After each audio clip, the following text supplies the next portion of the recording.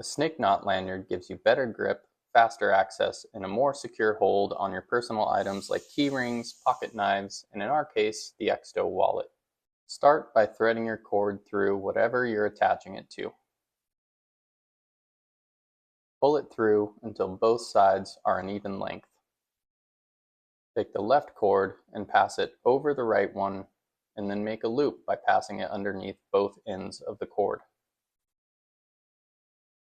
Now, bring the right cord under the left, come up over the top of the loop, and then down through that loop.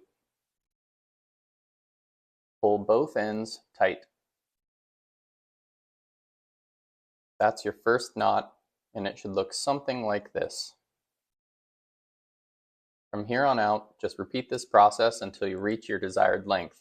For me, it was helpful to repeat this phrase in my head to keep my place. Over, under, under, under, over, over, through. I'll repeat it again. Over, under, under, under, over, over, through.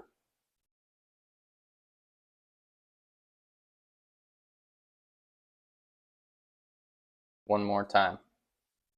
Over, under, under, under, over, over, through. I'm going to speed this up a little bit until we reach the end. Keep the tension consistent so the knots stack clean. If you see an area that needs fixed, simply undo any knots necessary and correct it. It takes almost no time at all.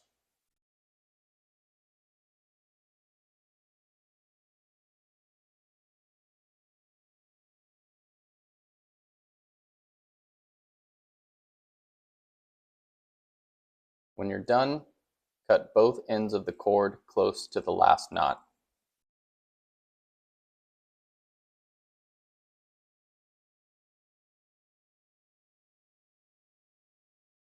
Then, use a lighter to melt the ends.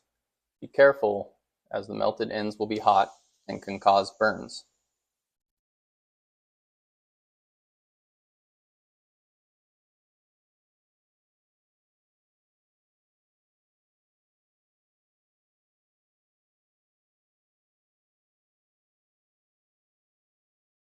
That's it. You now know how to tie the versatile snake knot lanyard.